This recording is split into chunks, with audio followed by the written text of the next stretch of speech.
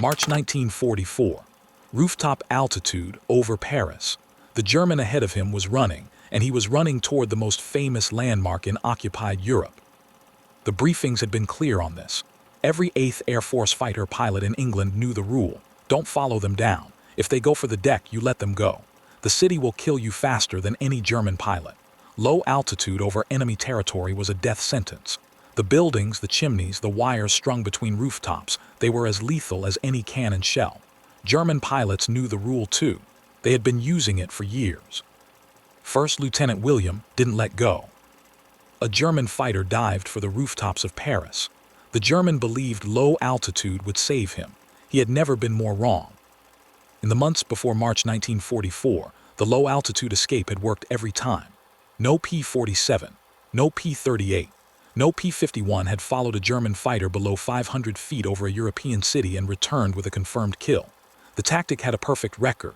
A 109 pilot who felt American guns on his tail nose down, dropped beneath 500 feet, found a city or a river or the American, following doctrine, pulled away. The German flew home. The kill credit went nowhere. That record was about to end.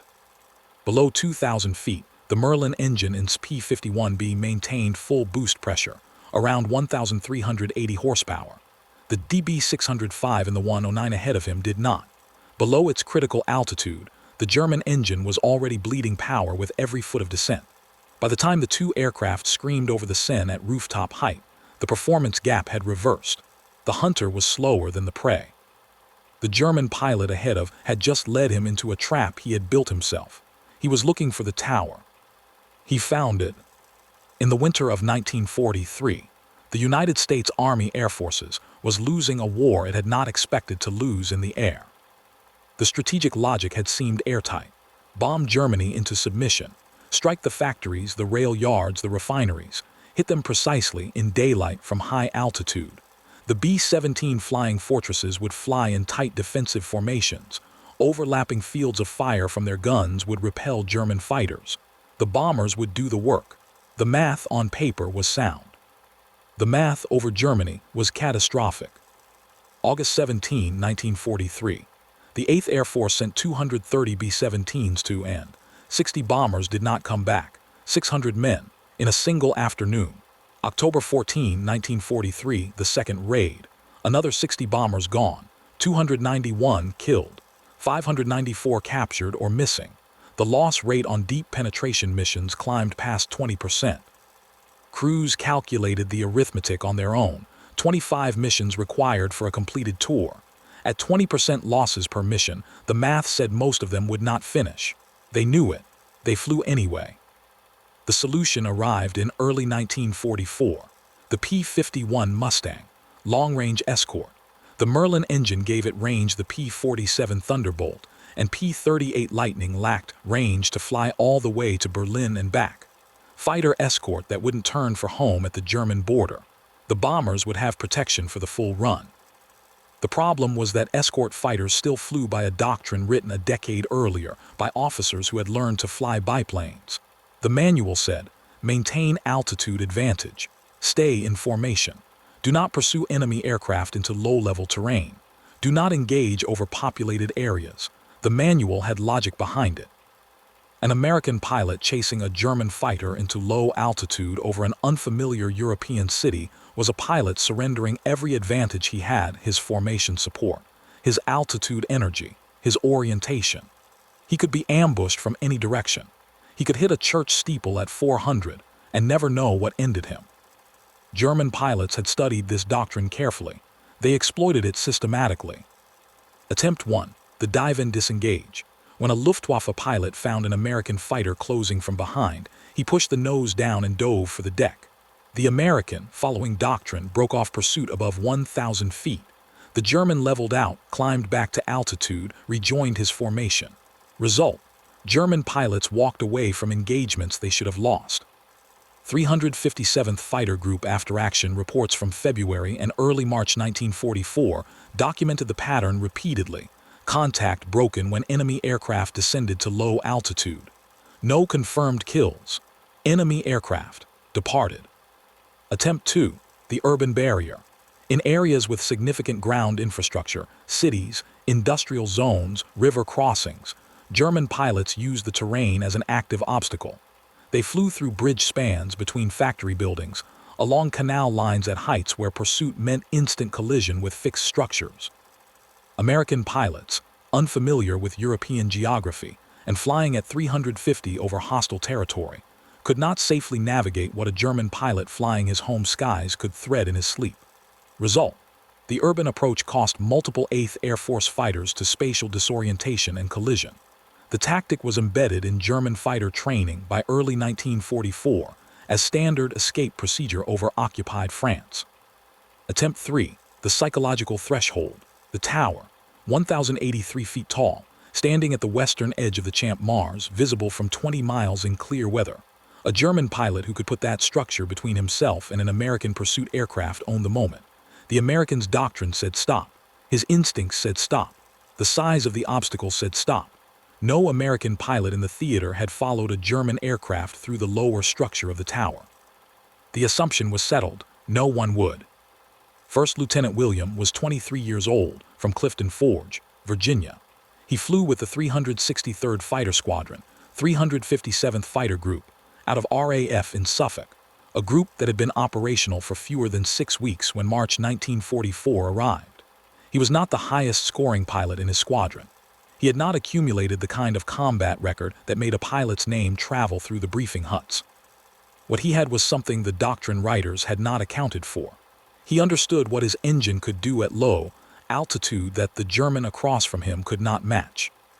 The V-1653, a licensed Rolls-Royce Merlin built in Detroit, used a 2-stage, 2-speed supercharger. The supercharger had 2 critical altitudes, approximately 9,500 feet for the first gear and approximately 23,000 feet for the second. Below those altitudes, the engine maintained boost pressure through the intercooler and the second-stage impeller. It did not simply fall off a cliff of power the moment it descended beneath its rated height. At ground level, the Merlin still produced close to 1,350 horsepower. The DB605 and the 109G used a single-stage, 2-speed mechanical supercharger. Its first critical altitude was approximately 8,200 feet. Below that threshold, the engine's ability to maintain manifold pressure dropped sharply. At ground level, the DB605 produced roughly 1,050 horsepower, down approximately 400 horsepower from its rated peak. The German pilot running for Paris did not know this differential. German fighter training emphasized the low-altitude escape precisely because it worked, because American doctrine said let them go. No one had told the Luftwaffe that the aircraft closing on them from behind was not governed by the same altitude physics as the P-47s and P-38s they had faced through 1943. The Merlin had only recently arrived in European skies in significant numbers. Its low-altitude behavior had not been tested against them, not in combat, not in a chase through a city they knew by heart. In March 1944, over Paris, it was about to be tested now. The 109G was already low when acquired it, not low in the way that fighters fly low on a strafing run with deliberate calculation and a planned exit, but low in the way an animal goes to ground, dropping fast, trading altitude for the psychological cover of terrain. The German pilot had made his calculation. He was heading for the Seine, then the rooftops, then the tower. Every foot of descent was buying him safety. That was the plan. That was what the plan had always been. Did not break off. His P-51B single pilot, 4.50 caliber Brownings, Merlin at full throttle, held the pursuit angle as the city opened up beneath them. Paris in March 1944 was still Paris. The wide gray boulevards, the apartment blocks with their uniform zinc rooftops, the river cutting through it all at a gentle westward curve. From the cockpit at this altitude, the detail came at you fast and then was gone: a rooftop, a chimney cluster, a water tower, a church spire, already behind you before you had fully processed what it was. Everything at 350 was already the past by the time you saw it. This was the second problem with low-altitude pursuit over a city. The first was structural: the chimneys, the aerials, the bridges, the objects that ended a pilot's war without warning. The second was cognitive. At rooftop height, the brain was processing information faster than it was designed to process it. German pilots who flew this escape route trained for it. They knew the line. They knew where the obstacles were, which streets ran east-west and which ran toward the river. The American behind them was flying it cold, at 350, for the first time. Held the line. Ahead of him, the German was threading through the western arrondissements with the confidence of a man who had been trained to believe this maneuver would work. The tower was visible now. It had been visible for the last 20 seconds, that particular shape, unmistakable even at low altitude, growing from a vertical smear on the horizon into something with mass and geometry and a specific gap at its base. At this speed, visible and reachable were the same thing. The gap in the tower's lower arch was not, from this angle and this distance, large. It was large enough. The German pilot was committed to it, so was. The German pilot drops beneath 300 feet over the western arrondissements, crossing the outer ring of Paris proper. Speed, approximately 345 for both aircraft. Holds position, roughly 400 yards behind, slightly above the German's flight line, enough separation to see what is ahead, not enough to suggest breaking off. The Merlin is pulling its full 1,350 horsepower. The DB-605 ahead of him, already below its critical altitude of 8,200 feet, is producing somewhere near 1,050 horsepower, 300 less than its rated peak. The gap in output exists from the moment both aircraft crossed below 500 feet. Neither pilot can feel it yet. Speed and altitude are still roughly matched, but the gap is there. Physics does not wait for pilots to notice it. The rooflines tight. The boulevards below them narrow from wide imperial cuts to older, closer streets. The German is flying the gaps between buildings with the confidence of local knowledge. He knows where this line goes, is reading it at 350, making decisions about obstacles before him a second or less in advance. His hands are doing work his conscious mind is barely supervising. The training takes over. He stays on the line. The Seine appears, then passes under them in under 3 seconds. The German traces the south bank, using the river as a navigation corridor. At this altitude, there is no margin for large course corrections. You commit to your line and you hold it, or you end against something solid. The tower is directly ahead, perhaps a mile. Its lower structure, the 4 arched legs, the open ironwork, the space between the ground and the first platform at 189 feet, is now the German pilot's objective. He has made his decision before the river. He is going through it, not around it. The DB-605 is at maximum throttle. It is producing everything it can produce at this altitude, which is not what it produces at 10,000 feet. At rated critical altitude, the DB-605A developed 1,455 horsepower. Here, below 500 feet, the single-stage supercharger is working against an intake pressure it was not designed to overcome at this height. The power is approximately 1,050 horsepower and it is not climbing. The aircraft is not accelerating. The German pilot can feel this, in the way experienced pilots feel their engines through the seat, through the throttle response, through the slight flatness in the airframe's behavior when it wants more power than it is getting. He has felt it before. He has always been faster than whatever was behind him by this point. He checks his mirror. Is still there. The range has not opened. This is the moment the German pilot would have expected his pursuer to break. The city is fully present around them. The tower is ahead and growing. The doctrine that had protected German pilots on this escape route for 2 years is sitting in the Americans' briefing notes back at. It says, let them go. Every American pilot who had faced this situation before had let them go. The tower was the final argument, the visible, irrefutable case for breaking off pursuit. No American pilot had followed a German aircraft through the lower arch of the tower. The assumption that no American would was as close to certainty as a combat pilot could hold. Stays on the line. The tower fills the forward view. The arch of its base, the gap between the southeast and southwest legs at ground level, is approximately 200 feet wide, narrowing as the massive iron legs angle inward toward the first platform. At 350, the entire passage takes under 2 seconds. The German pilot threads through the lower arch, over the Champ Mars, the open green of the park below him for a fraction of a second, then through and past. He is clear of the tower. He is in open space for the first time since the Seine. He opens the throttle further. The DB-605 does not give him what he is asking for. Follows through the arch. The ironwork of the tower's lower section passes on both sides of the cockpit, the angled legs, the riveted lattice, the geometry of something built in 1889 to hold 10,000 tons of iron against the Paris wind, now framing both sides of a P-51B doing 350 feet above the Champ Mars. He is through before his brain has finished processing the approach. His hands have already done the work. Open ground, the long southern stretch of the Champ Mars running toward the École. For the first time since the city began, there is space ahead and no immediate obstacle.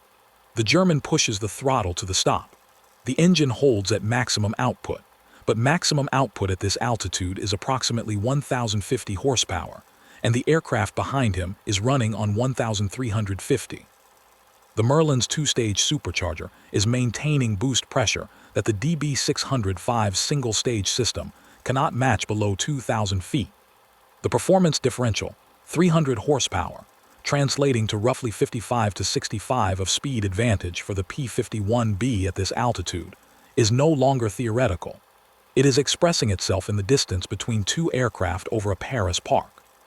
What was 400 yards is now under 300. It is closing. The German has nothing left to trade.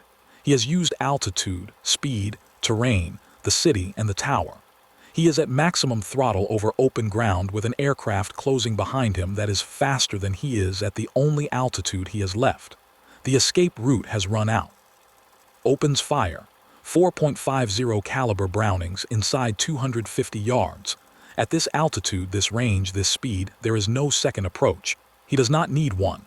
The 109G is hit. The German pilot, his name appears in no surviving record, goes down south of the tower. The Champ Mars is still in mirror when he begins to climb. Somewhere above them, the rest of the 363rd Fighter Squadron was flying a different war. At altitude over the Paris region in March 1944, the sky was dense with American aircraft, and the men trying to kill them. P-51s from multiple groups running escort and fighter sweep, German interceptors climbing to intercept. The radio traffic of simultaneous engagements compressing into frequencies that were never entirely coherent. Every pilot in flight had his own geometry to manage.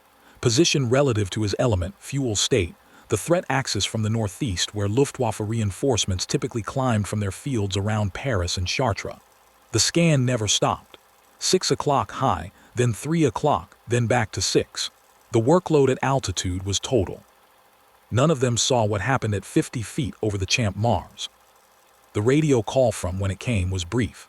An aircraft down south of Paris, returning to altitude. The transmission contained no architecture, no tower, no geometry of pursuit through ironwork. What the other pilots heard was a kill confirmation and a position. What they did not hear was the rest of it, the rooftops, the river, the 2-second passage through the base of the most recognizable structure in occupied Europe. Combat radio was not for storytelling. The details would wait for the debrief. At the debrief, the details would be noted, but the document that recorded them had a limited vocabulary. It had columns for position, for aircraft type, for claim status. It had no column for what it took to get there. The tower reduced to a map coordinate. The pursuit became a contact notation. Enemy aircraft destroyed, Paris area. The paperwork did not have a box for the arch. From the German pilot's position, the early part of the chase had run correctly. He had altitude. He had a line into the city.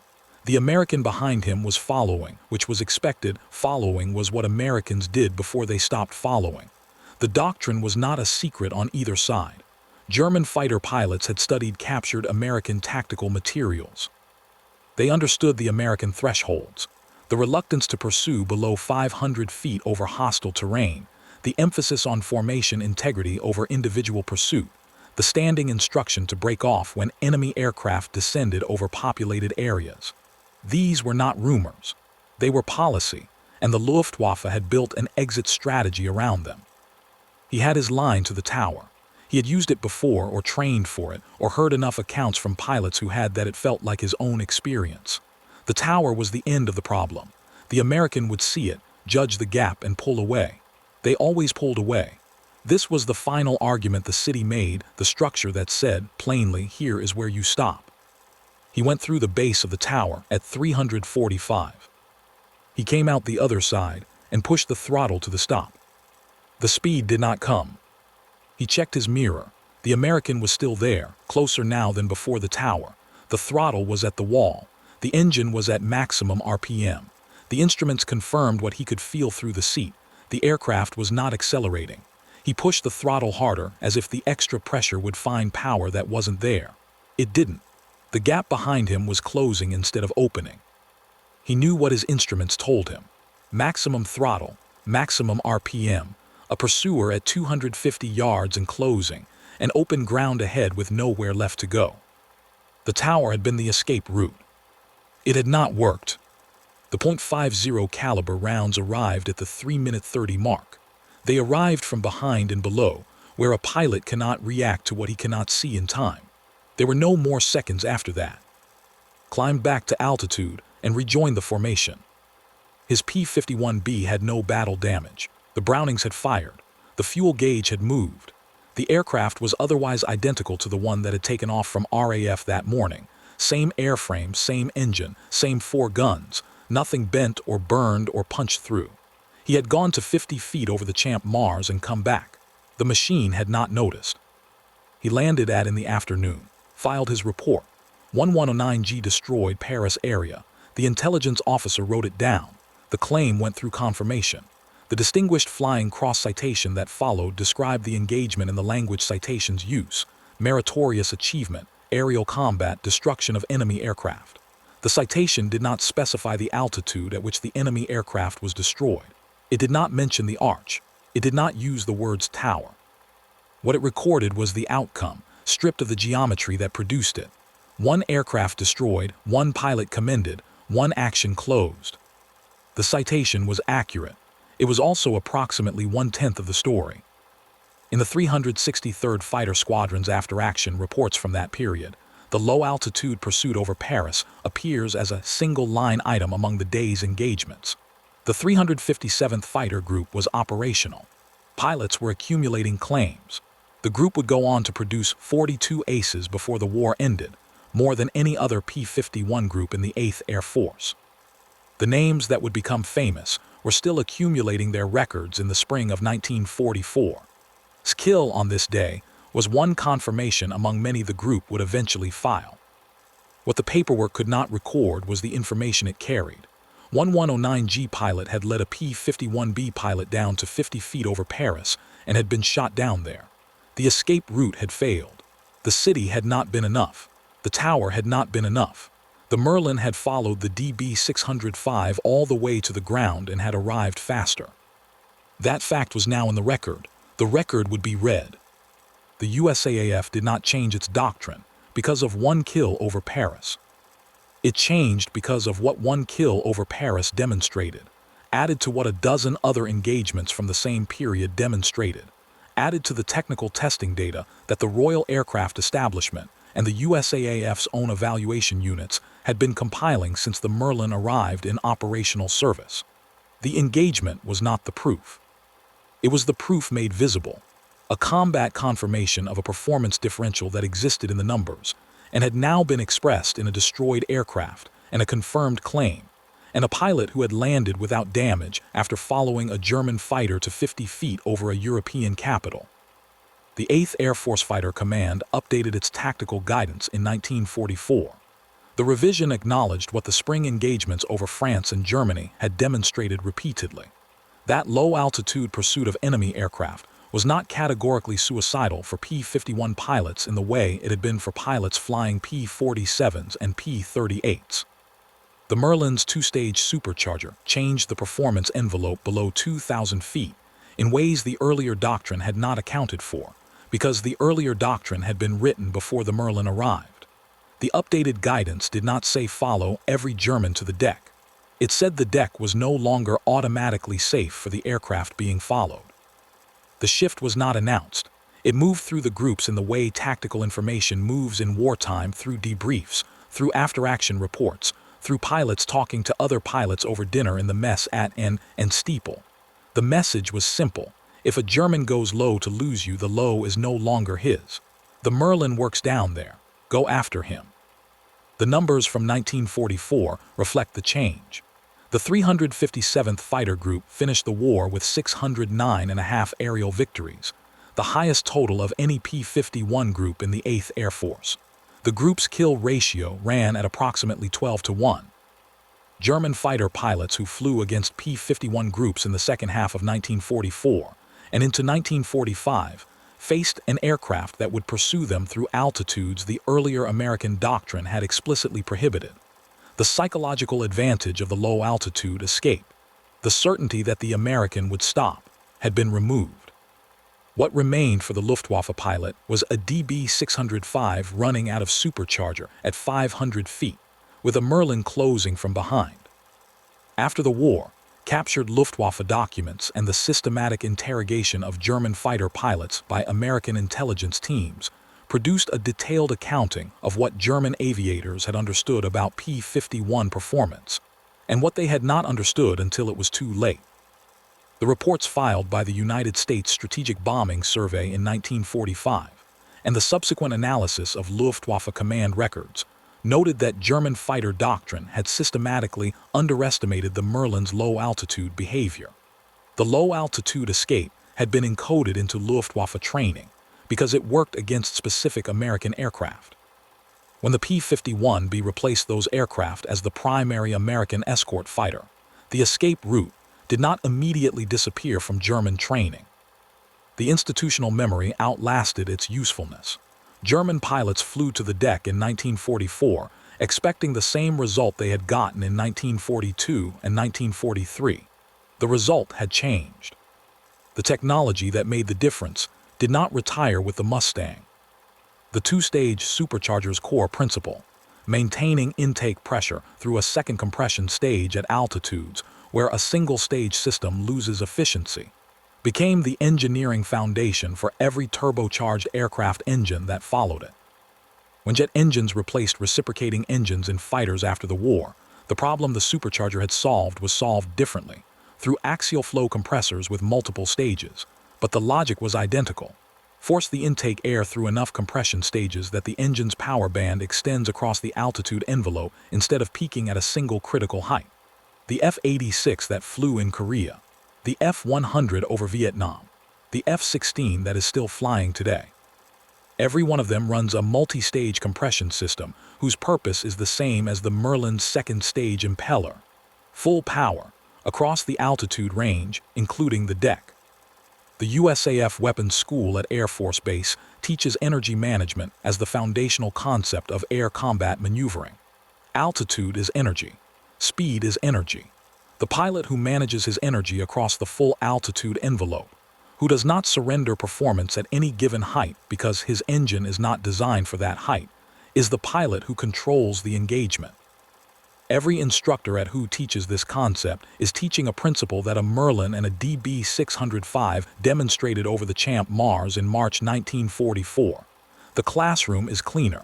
The stakes are different. The physics is the same. William returned to Virginia after the war. He worked as a civil engineer. He did not speak extensively about the Paris engagement in the years that followed.